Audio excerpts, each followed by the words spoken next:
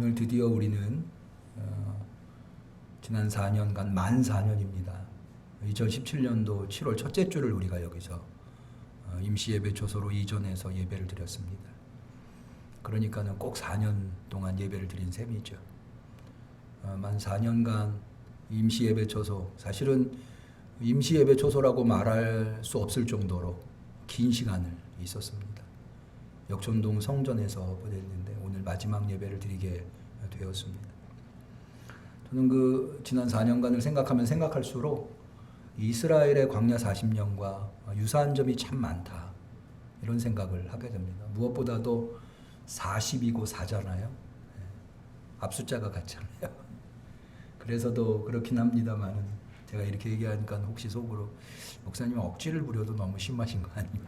그러실 수 있는데, 기간만 말씀드리는 게 아니라 사실은 내용적인 측면에서도 비슷한 점이 많습니다. 예를 들어서 이스라엘 백성은 광야에서 애굽에서 나올 때 40년이나 광야 생활을 할 줄 몰랐어요.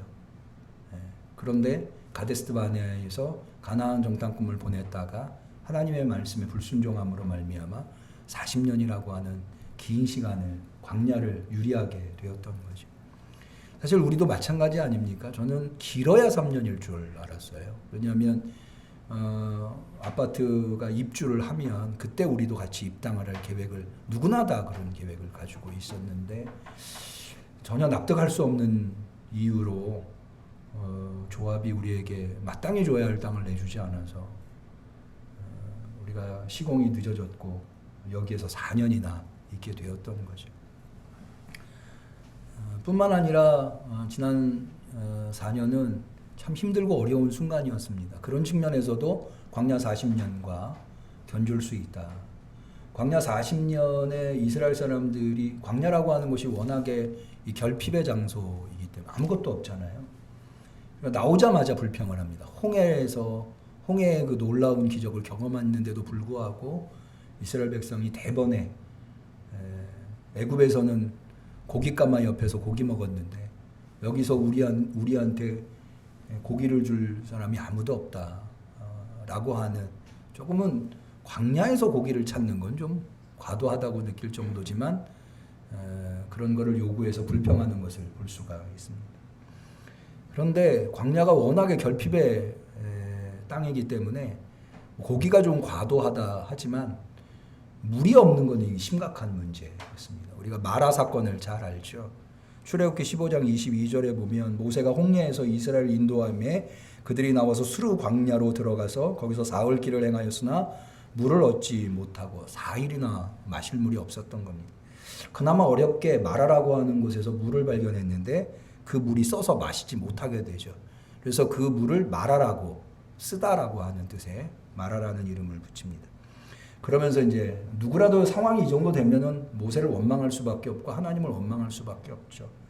백성이 모세를 대하여 원망하여 가로되 우리가 무엇을 마실까 하네. 광야라고 하는 곳이 얼마나 시련이 가득한 곳인가를 알 수가 있는 거죠.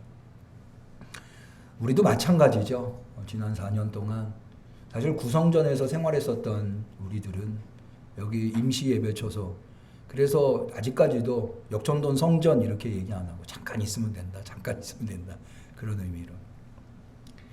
비좁고, 처음에는 너무 좁아가지고 야 여기 어떻게 예배드리나 생각을 했었고, 높고, 예전 구성전은 문 열고 딱 들어오면 예배당이었잖아요.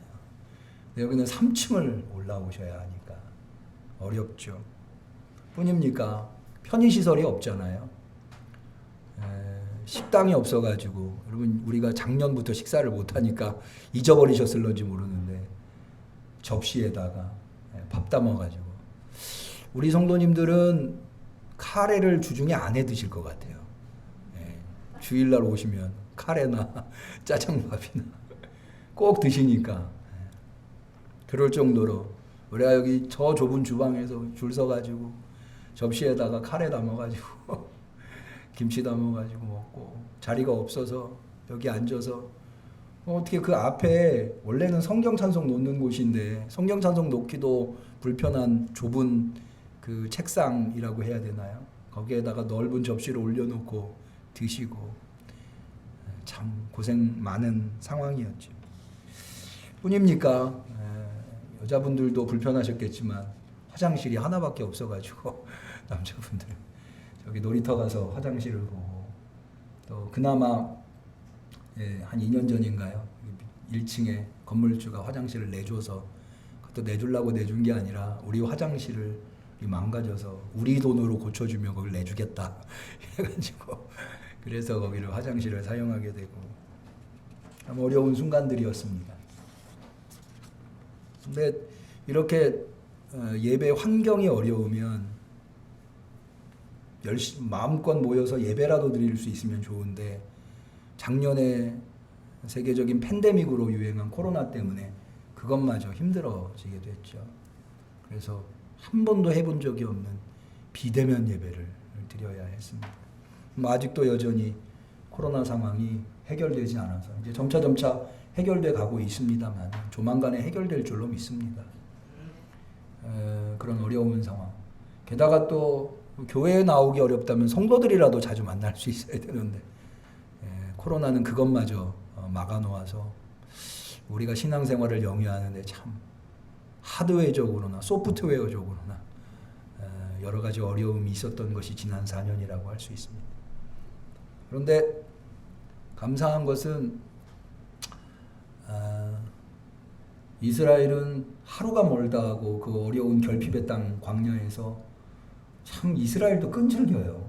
원망하다가 지칠 만도 한데 끝까지 하나님 원망하고, 조금만 어려우면 원망하고 불평하고.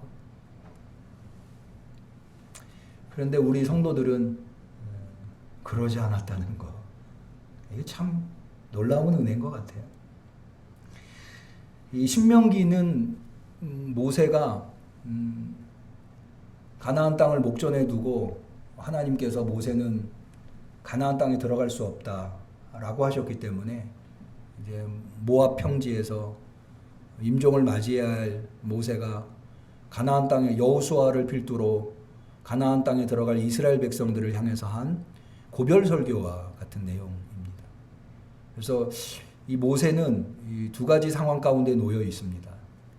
첫째는 지난 40년간의 광야 생활을 회고하면서 앞으로 가나안 땅에 들어가서 이스라엘이 하나님의 백성으로 복된 삶을 어떻게 살 것인가, 이것을 가르쳐 주기 위해서 유언과도 같이 아주 중요하고, 그래서 신명기는 물론 모세 오경 중에 중요하지 않은 말씀이 없습니다만 신명기는 더욱더 중요한 하나님의 말씀, 새겨들어야 할 말씀이라고 볼 수 있는 거죠. 그런데 모세는 먼저 지난 40년 광야 생활이 어떠했는가, 그게 바로 오늘 우리가 읽은 신명기 8장 4절에 나옵니다. 다시 한번 볼까요?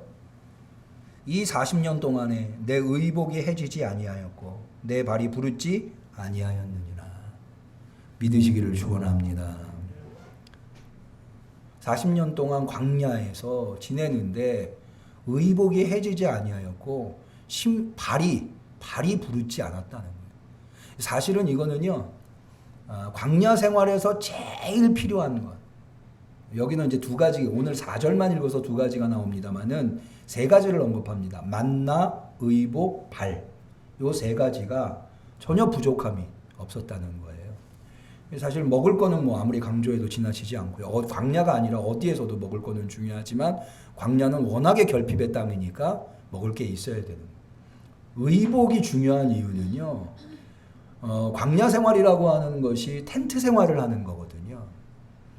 텐트 생활을 해보신 분 있으신지 모르겠지만 요즘은 뭐 야영하는 것을 하나의 레저 스포츠로, 레저 생활로, 여가 생활로 아주 즐기시는 분들이 많이 있습니다만은 오늘날 텐트 생활과 이 이스라엘의 40년 광야 생활은 비교할 수가 없어요. 저는요, 사실 요즘 젊은 분들 많이 야영 같은 거, 텐트 생활 같은 거 이런 거 즐깁니다만은 저는 절대로 그거 안 합니다. 왜냐하면 제가 청소년, 청년 때요, 그때는 수련회를 가면 강가 옆에 천막을 치고 텐트를 하면서 수련회를 했거든요. 그때 하도 고생을 해가지고요, 저는 우리 애들 데리고 절대 텐트 휴가 그렇게 안 갑니다. 비 오면, 한 번은 청년 때 수련회를 갔는데 비바람이 불어가지고 텐트가 날아가 버렸어요. 그 비바람 속에서 그걸 다시 치느라고 얼마나 고생을 했는지. 요즘은 이제 야영하는데 온갖 것들을 다 구비해가지고 심지어 뭐 호텔에 있는 것보다도 더 편안한 편의시설들이 많이 제공되더라고요. 근데 광야 생활이라고 하는 것은 오늘날 우리가 경험하는 야영 생활이 아닙니다. 정말 텐트 하나 짊어지고 살아가는. 왜냐하면 계속해서 이동해야 했거든요. 뭘 쌓아놓으면 이동할 때 그게 다 짐이 되는 거예요. 그러니까는 텐트 하나 들고 생활하는 거죠. 우리가 밤에 얼마나 춥겠어요. 낮엔 또 얼마나 덥겠습니까? 그러니까 이 텐트가 열악한 상황이기 때문에 그럴수록 더 중요하게 되는 게 뭐냐면 의복이에요. 의복이 중요해요. 그러니까는 텐트가 단열이랄지 뭐 추위를 막아주지 않기 때문에 무엇을 입었느냐가 굉장히 중요하게 되는 거죠. 그런데 여기서는 의복이 해지지 않았다는 거예요. 믿으시기를 축원합니다. 이게 사실은 납득이 40년 동안 옷을 입었는데 어떻게 해지지 않습니까? 이게 납득이 잘 안 되니까 어떤 학자들은 이렇게 해석하기도 해요.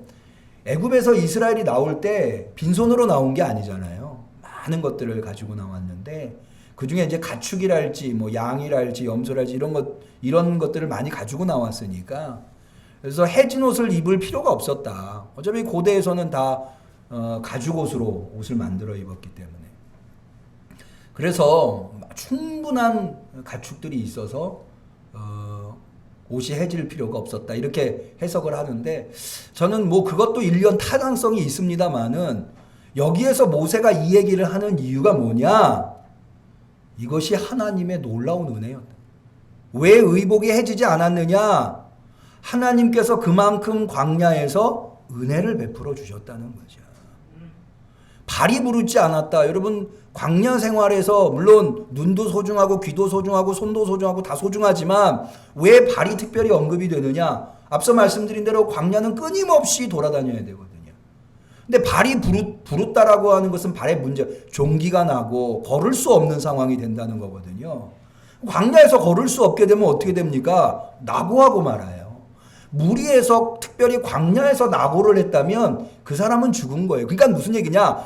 발이 병들었다고 하는 것은 죽게 됐다라고 하는 이야기예요. 죽지 않게. 그러니까 발이 부르지 않았다라고 한 40년 동안 발이 부르지 않았다. 이거는 하나님의 놀라운 은혜, 신비로운 은혜로밖에는 그렇게 된 것이 아니라고 말할 수밖에 없는 거예요. 다시 말해서 너희가 광야 너무나도 결핍된 시련과 역경과 고난의 장소에 40년이나 있었지만 그러나 그 고난의 크기보다 그 시련의 크기보다 그 역경의 크기 그 결핍의 크기보다 하나님의 은혜가 더 컸다는 거예요. 깨달음이 있으시기를 축원합니다. 저는요 우리 성도들이 혹 앞에 고난과 역경이나 시련 같은 것들이 예상돼서 염려와 걱정이 들면 지금 제가 말씀드리는 이 세 가지를 좀 기억했으면 좋겠어요. 세 가지. 첫 번째가 뭐냐 하면 지금 앞에 그 일이 예상되지만 안 일어날 수도 있잖아요. 그러니까 아직 일어나지도 않은 일을 가지고 걱정하고 고민할 필요는 없다. 두 번째, 설사 그 일이 일어난다 해도 우리한테는 누가 계세요? 하나님이 계시잖아요. 광야의 시련이 클수록 하나님의 은혜가 큰 법이에요. 따라합니다. 시련이 클수록 은혜가 큰 법이다. 기억하시기를 바라요. 시련이 클수록 하나님은 절대 우리를 내버려 두지 않으세요. 우리가 잘 알고 있는 시편 23편 여호와는 나의 목자시니 내가 부족함이 없으리로다. 푸른 초장에 누우시고 쉴만한 물가로 굉장히 평화롭죠? 아니에요. 이 시편 굉장히 치열한 삶의 현장에서 나온 시편이에요. 내가 사망의 음침한 골짜기를 다닐지라도 그러고 있는 거예요. 사망의 음침한 골짜기를 다니고 있는 해를 두려워하지 않을 것은 주께서 나와 함께 하십니다. 광야 생활을 하는데 광야 생활이 아니라 평온의 생활을 하고 있는 것처럼 느끼게 하시는 분이 누구예요? 하나님이에요. 믿으시기를 바랍니다. 시련이 클수록 은혜가 큰 법이에요. 시련이 아무리 커도 하나님이 베푸시는 은혜보다 클 수 없어요. 바울도 그러잖아요. 지금 너희가 고난을 당하느냐? 너희가 지금 당하는 고난과 앞으로 너희가 얻을 영광은 족기 비교할 수 없느니라. 세 번째, 여러분 시련이 예상되더라도요, 그리고 그 시련이 닥쳐오더라도요, 그 시련을 이기고 나면 그만큼 내가 성장하게 됩니다. 시련이 없는 삶이 좋겠죠? 시련이 없는 삶은 성장도 없는 삶이에요.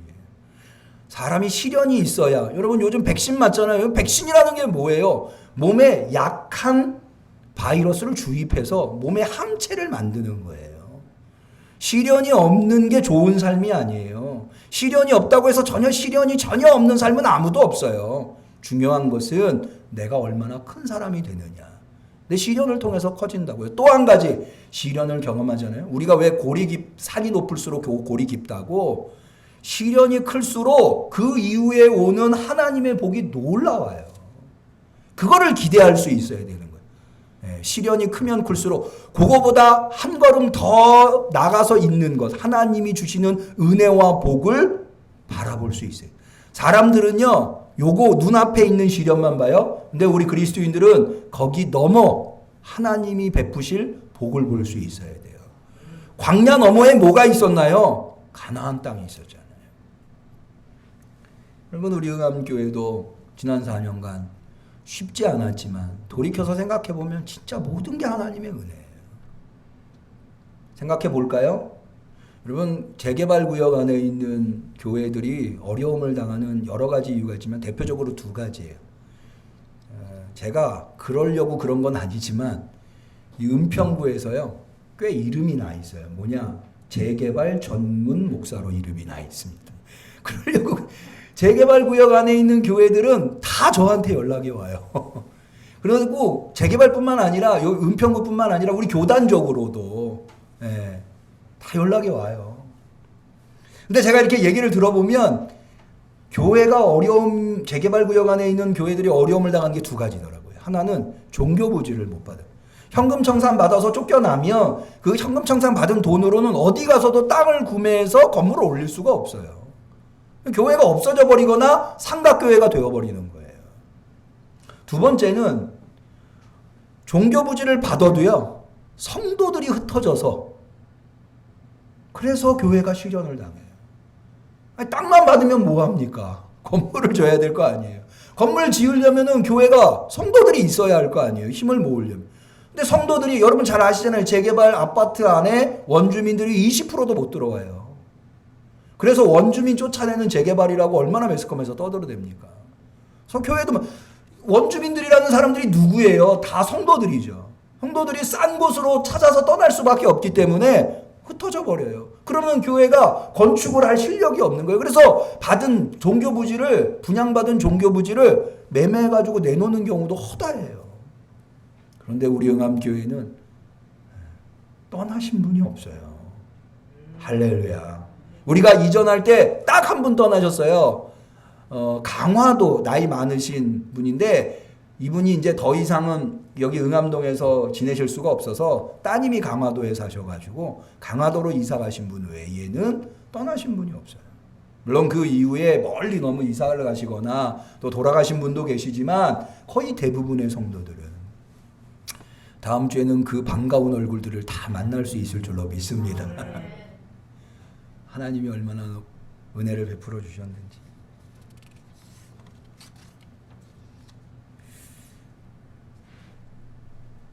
시기적으로도요.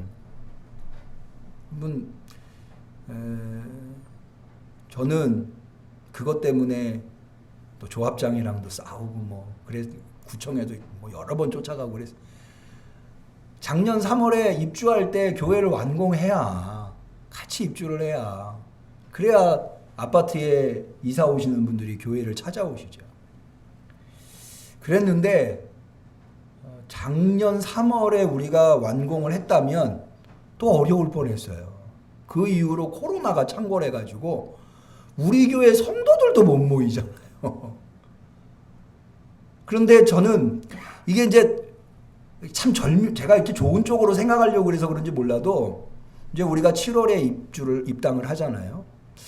이제 보시면 어떻게 이렇게 생각하시면 돼요. 이제 하드웨어만 딱 만들어 놨다. 우리가 가서 소프트웨어는 만들어야 한다. 물론 가시면 기대에 못 미치는 것들이 있으실 수 있어요.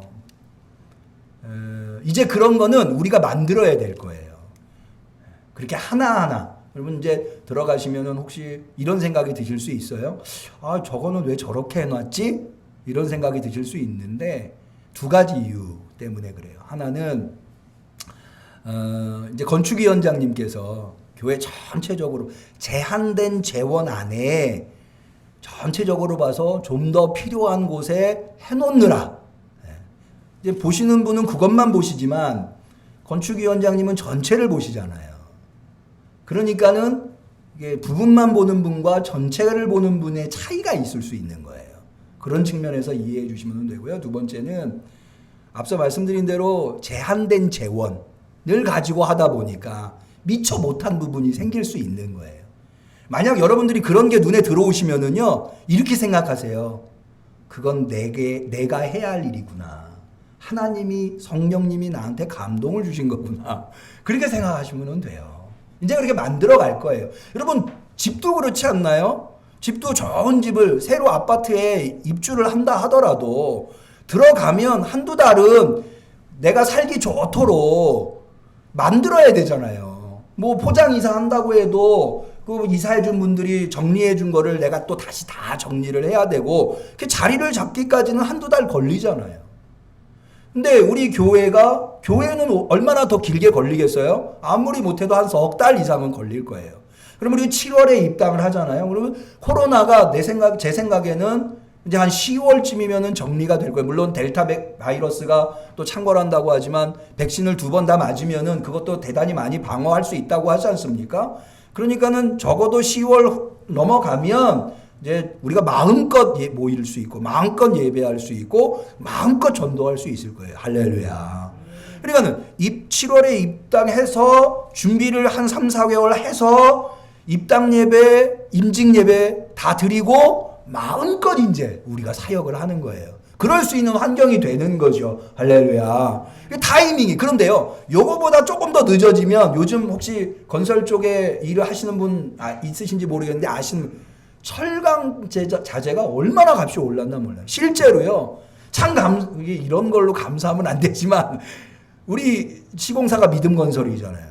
믿음건설이 여러 곳에서 지금 교회를 짓고 있는데 그 중에 몇몇 곳은 현장은 멈췄대요. 철강을 구할 수가 없어가지고 철근을. 우리는 만약 조금만 늦었으면 이것도 문제가 됐을 수 있었겠다. 근데 얼마나 이게 정말 절묘한 타이밍으로 하나님께서 우리 응암교회를 입주할 수 있도록 다 하나님의 은혜인 줄로 믿습니다.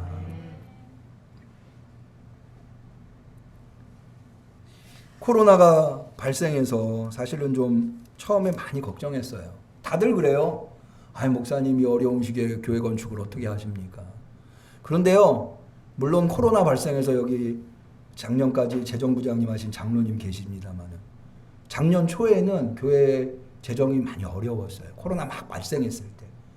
그런데 그 이후로 우리 성도들이 마음과 뜻과 정성을 다하셔서 지금은 오히려 일반 재정이 좀 남아서 부족한 건축비를 충당할 수 있도록 하나님께서 역사하시더라고요.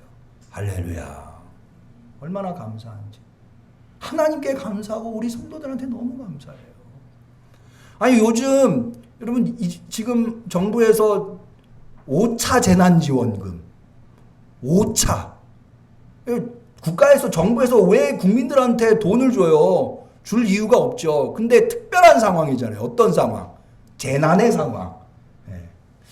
교회도 재난의 상황인데 교회는 한 번도 안 주더라고요. 어쨌든 그렇게 주는데 우리 성도들이라고 다 지금 없다고 부족하다고 난리인데 성도들이라고 왜 없겠어요? 왜 부족하지 않겠어요? 그런데도 교회를 사랑하는 마음으로 신앙으로 살겠다는 마음으로 저는 정말 우리 성도들 여기 지금 올해부터 재정부장님 되신 하집사님 여기 계십니다만 하집사님 그러시대요. 우리 성도들 진짜 대단하다고. 어떻게 그렇게들 헌금들을 하시냐고. 깜짝깜짝 놀라신다 하더라고요. 저 그래요. 깜짝 놀라요. 어떻게들 하시는지. 근데요, 우리도 빚 얻어서 헌금할 수는 없는 거잖아요. 하나님이 할 수 있는 두 가지. 마음을 주시고 물질을 주셔서. 할렐루야. 다 하나님의 은혜예요. 은혜 아닌 게 없어요. 따라합니다. 돌이켜 생각해 보니 은혜 아닌 게 없습니다. 할렐루야. 다 은혜더라고요. 그러면 왜 하나님께서 이렇게 광야에 은혜를 베풀어 주셨을까?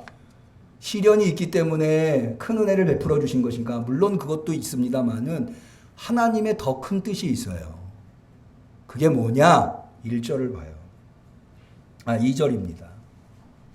2절을 봐요. 내 하나님 여호와께서 이 40년 동안에 이 4년 동안에 너로 광야의 길을 걷게 하신 것은 너로 환경이 열악한 임시 예배 초소에 있게 하신 것은 이는 너를 낮추시며 너를 시험하사 내 마음이 어떠한지 그 명령을 지키는지 아니 지키는지 알려 하심이라.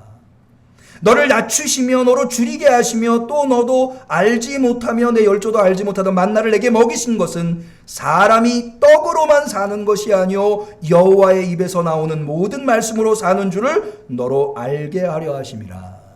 마음에 새기시기를 바랍니다. 왜 광야 생활 40년을 허락하셨느냐? 겸손하라고. 왜 겸손해야 되느냐? 하나님만 바라보게 하려고.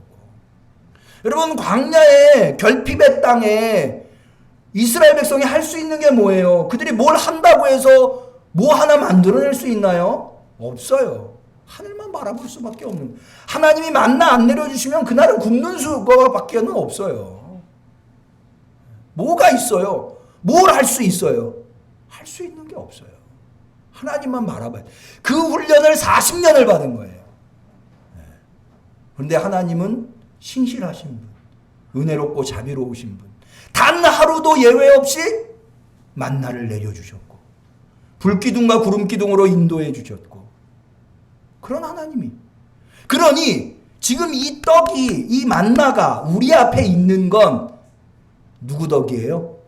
하나님 덕이에요. 그래서 떡이 아니라 누가 더 절실히 소중해요? 하나님이. 한 번 더 따라합니다. 떡이 아니라 하나님이다.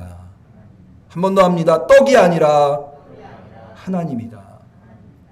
하나님이. 그런데 문제는 뭐냐면 가나안 땅은 지금 광야는 40년 동안 결핍의 땅이지만 가나안 땅은 풍요의 땅이에요. 먹을 게 차고 넘쳐요. 좋은 것들이 가득해요. 그러면 거기에 우리의 마음을 빼앗길 수 있어요. 그러다 보면 뭘 잊어버려요? 떡을 보다가 하나님을 잊어버릴 수 있어요. 근데 하나님을 잊어버리면 어떻게 돼요? 아무리 거기가 풍요의 땅이라 하더라도 그들은 멸망할 수밖에 없어요. 우리 19절 20절을 한번 볼까요? 8장 내가 만일 내 하나님 여호와를 잊어버리고 다른 신을 쫓아 그들을 섬기며 그들에게 절하면 내가 너희에게 증거하노니 너희가 정녕 멸망할 것이라. 떡이 있다고 멸망하지 않는 거 아니에요. 떡이 없다고 멸망하는 거 아니에요. 누가 없으면 멸망해요? 하나님 없으면 멸망하는 거예요. 떡이 아무리 있어도 하나님 잊어버리면 멸망하는 거예요. 인정하시기를 축원합니다. 그래서 가나안 땅은 정말 복된 땅이고 풍요의 땅인데 거기에서 하나님 잊어버리지 말라고. 복을 복이 되게 하시려고. 은혜를 은혜되게 하시려고.